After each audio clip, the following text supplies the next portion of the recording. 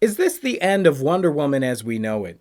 What's going on, YouTube? Welcome to We Sibs, West Coast, East Coast siblings, where we break down your favorite movies and TV shows. Today we are talking the future of Wonder Woman in the DCEU. This is part one of a three-part series we're going to do on Wonder Woman, Batman, and ending with Superman, leading up to the Snyder Cut. So if you want to see that, lock it in here, hit the like button, subscribe, and click the bell, and let's dive right into it.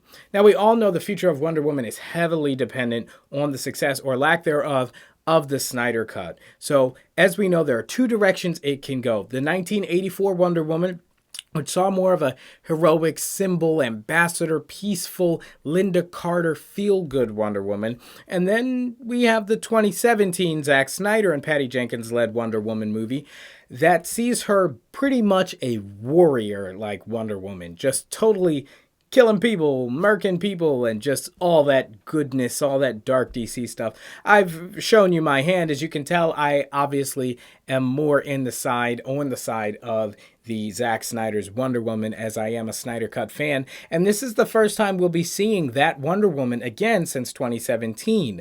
It was an obvious departure from what we had seen in 2017 with last year's Wonder Woman 1984. Now, we know it was set in the 80s, and the likely story was that because of the decade, it had to be more colorful and brighter, but it was obviously, very obviously, a segue into a new, lighthearted direction for the character, one that I just don't think fits with what I had always imagined DC being. It's very much Marvel-esque, for lack of a better word. And don't get me wrong, what Marvel is doing is great and it works for them.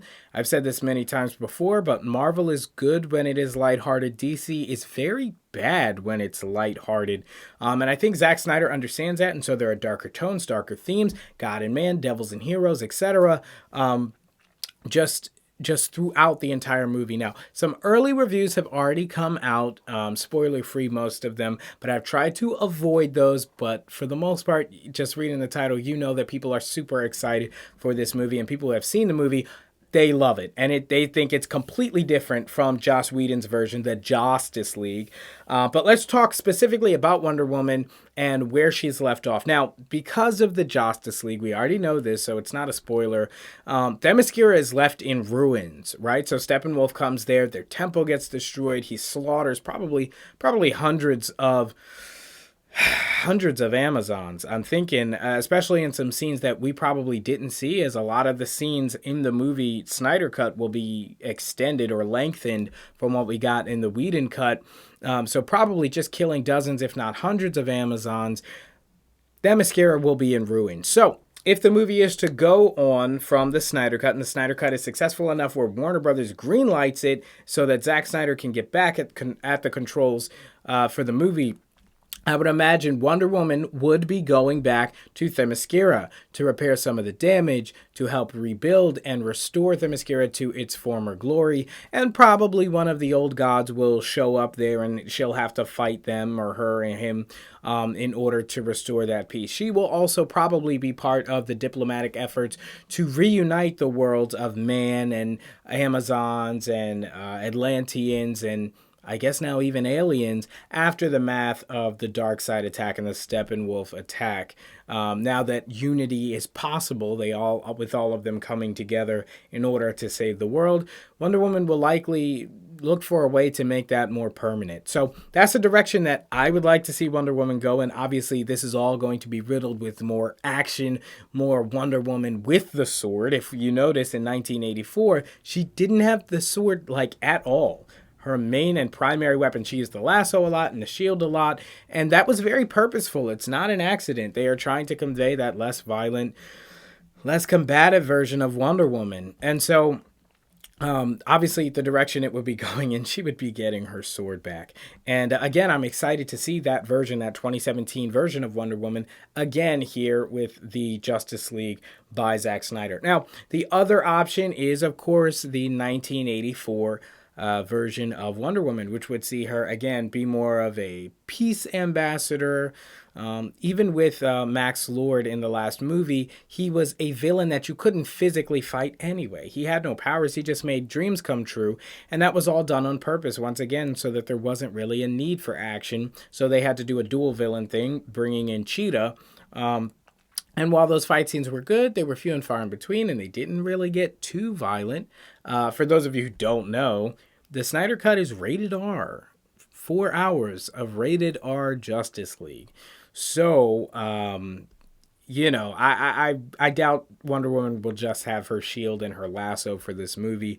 There's going to be a lot of sword action, and I'm just pumped for it. Again, I think DC does its best work when it is dark.